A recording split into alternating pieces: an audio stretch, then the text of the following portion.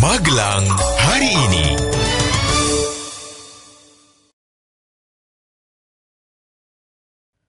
Halo, berjumpa kembali dengan saya Doni yang sudah merangkumkan berita-berita terkini dalam Magelang hari ini. Langsung saja menuju berita yang pertama. Dua pelajar SMA IT Al-Hikmah Karanggede tenggelam usai mengikuti arung jeram di Kali Elo, Kecamatan Mungkit. Satu pelajar ditemukan tewas dan satu lagi masih dalam pencarian. Berdasarkan informasi yang dihimpun, peristiwa itu terjadi kemarin siang. Kabag Humas SAR Kabupaten mengatakan penyisiran sudah dilakukan hingga 1 km dari lokasi awal hilangnya korban. Menuju ke berita selanjutnya. Dua anggota TNI yang menjadi korban penganiayaan sekelompok pemuda asal Papua sudah mulai membaik. Mereka kini menjalani perawatan intensif di Rumah Sakit Tentara Dr. Sujono Kota. Kedua TNI tersebut dianiaya di minimarket 24 jam di kawasan Babarsari, Sleman Minggu siang kemarin.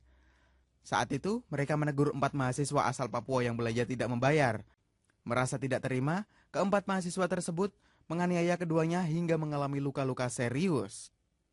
Berita selanjutnya, hingga batas akhir pengembalian 30 April lalu, KPP Pratama menerima pengembalian SPT tahunan PPh pada tahun pajak 2012 sebanyak 1.282 SPT atau 52,75% dari total biasanya. Kepala KPP Pratama Magelang Nelson Siahaan mengatakan, angka pencapaian itu memang masih lebih sedikit dibanding pencapaian tahun sebelumnya. Penurunan ini dikarenakan ada penambahan jumlah wajib pajak yang cukup berpengaruh ke tingkat penyampaian. Beralih ke berita kesehatan. Ditjen Administrasi Kependudukan dan Catatan Sipil Kementerian Dalam Negeri menunjukkan kota menjadi proyek percontohan pelayanan akta kelahiran di rumah sakit pemerintah.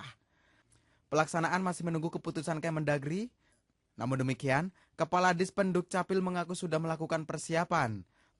Salah satunya, pihaknya berencana membuka konter di rumah sakit bersalin milik Pemkot.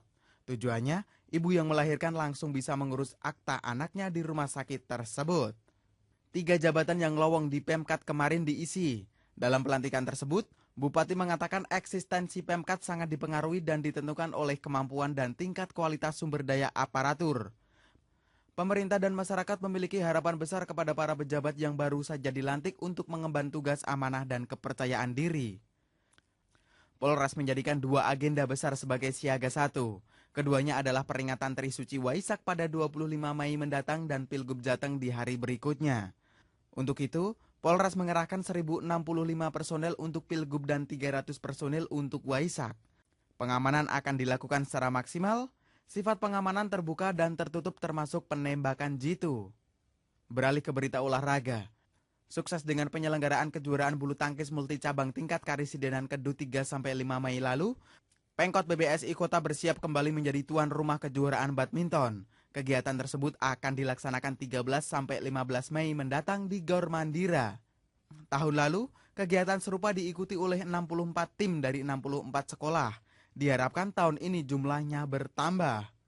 Berita selanjutnya, temuan kasus DBD dan malaria terus meningkat. Penyebabnya diduga karena minimnya kesadaran masyarakat menerapkan pola hidup sehat.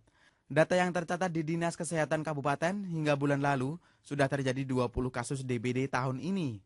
Kepala Seksi Pencegahan Penyakit Menular Dinkes Kabupaten menghimbau warga untuk meningkatkan kesadaran terhadap program pola hidup bersih dan sehat. Menuju ke berita yang terakhir. Kekecewaan pedagang di Jalan Babang Sugeng Mertayudan yang akan dipindah di Taman Kuliner berlanjut. Kali ini, tidak hanya pedagang kuliner saja yang kecewa, pedagang non-kuliner juga merasakan hal yang sama. Mereka akan dipindah di dekat Pasar Hewan Japunan Mertoyudan. Kekecewaan timbul karena kios yang akan ditempati belum dibangun seluruhnya. Di lokasi masih terlihat pekerja yang sedang menyelesaikan pintu kios. Demikian berita-berita terkini yang sudah saya rangkumkan dalam Magelang hari ini. Saya Doni sampai jumpa. Magelang hari ini.